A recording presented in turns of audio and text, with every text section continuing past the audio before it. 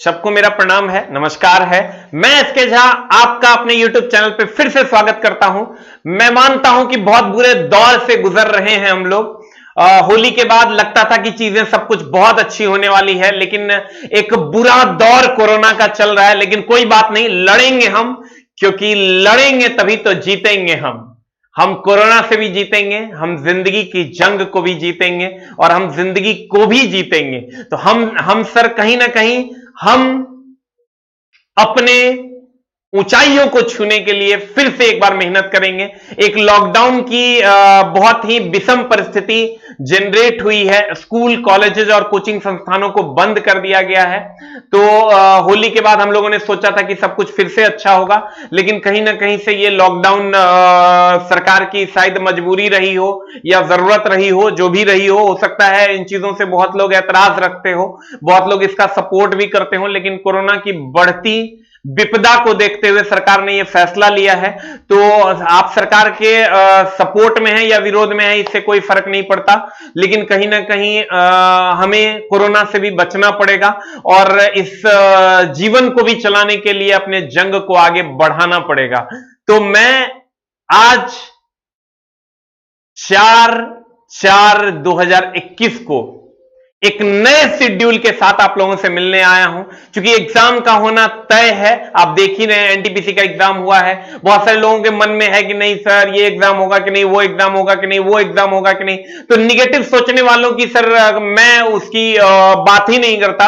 अगर कोई बंदा निगेटिव सोचता है तो मैं उनसे ना बात करना अपने जीवन में ज्यादा सही समझूंगा। तो मैं अगर पॉजिटिव थिंकिंग वालों की बात करूं तो आप ये समझिए कि अगर वैकेंसी है तो एग्जाम होना ही होना है।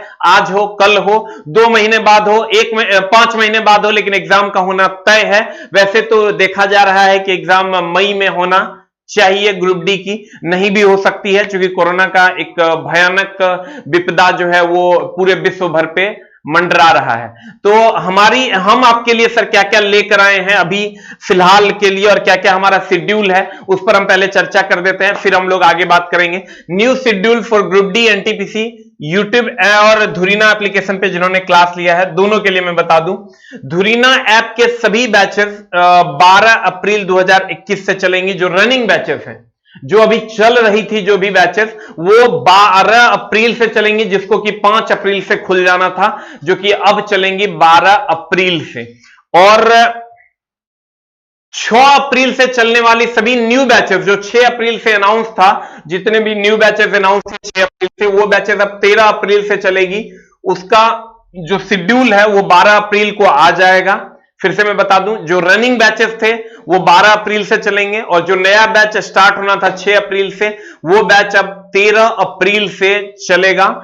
उसका शेड्यूल 12 अप्रैल को आ जाएगा। और YouTube पर हम लोग सक्रिय रहेंगे, ताकि सर हम जो एक लक्ष्य लेकर चले हैं कि इस बार एनटीपीसी, इस बार ग्रुप डी, इस बार रेलवे हमारा हो, उसके लिए जो हमारा लक्ष्य है हम उससे कभी नहीं भटकेंगे। हो सकता है बहुत सारे निगेटिव माइंडेड लोग हैं, मैं उनको एकदम दरकिनार करता हूं। मेरा उनसे कोई जायज या नाजायज संबंध नहीं है। जो पॉजिटिव सोच वाले लोग हैं वो हमसे जुड़ेंगे, और सभी चैनल से जो भी लोग पढ़ा रहे हैं अच्छा उनसे जुड़ेंगे।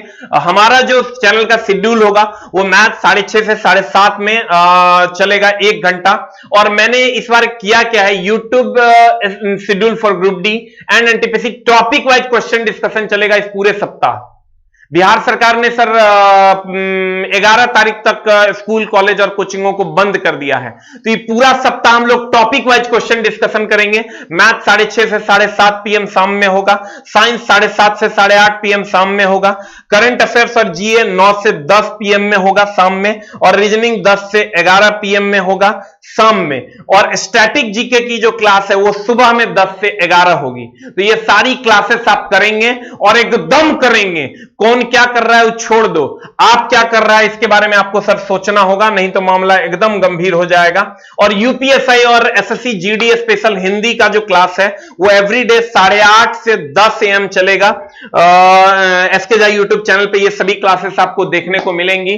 अभी सर जो सुबह में 7:30 बजे स्टैटिक की क्लास चलती थी, तरुण सर की, क्योंकि वो कोविड पॉजिटिव हो गए हैं तो वो अभी क्लासेस नहीं ले पाएंगे, और वो कोविड पॉजिटिव हैं तो ऑब्वियसली थोड़ा सा ज्यादा बुरा वक्त उनके साथ चल रहा है।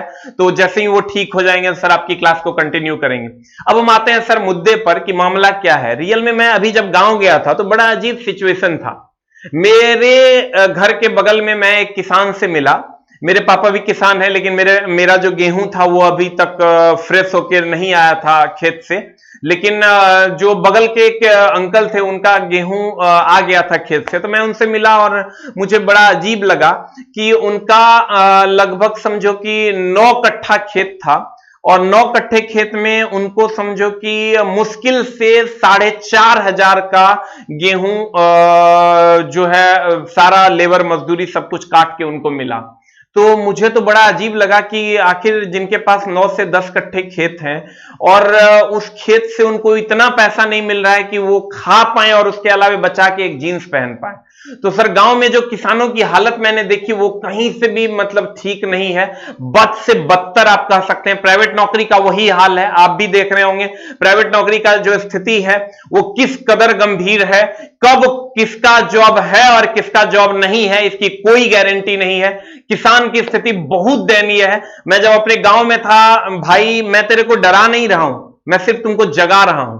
मैं जब अपने गांव में था तो मैंने एक चीज देखा कि पूरे गांव में मैं चौक पे जब जाता था तो एक व्यक्ति की क्रय क्षमता 10 से 15 रुपए 20 रुपए से ज्यादा नहीं है, क्योंकि किसानों की आय ही बहुत कम है।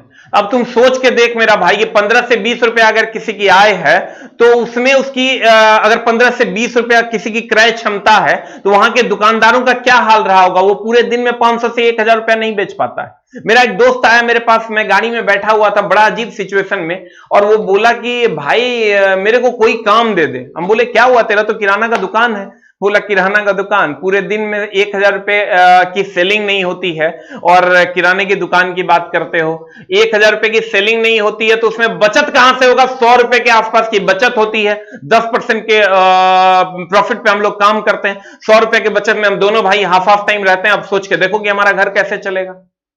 50,000 का माल जब उसमें देते हैं तो पता चला हर दिन 200 रुपए का एक्स्ट्रा हम लोग उससे खा जाते हैं, और 3-4 महीने में वो सारा का सारा पैसा चला जाता है। इसी चक्कर में 2-3 लोन भी हो गया है 50,000।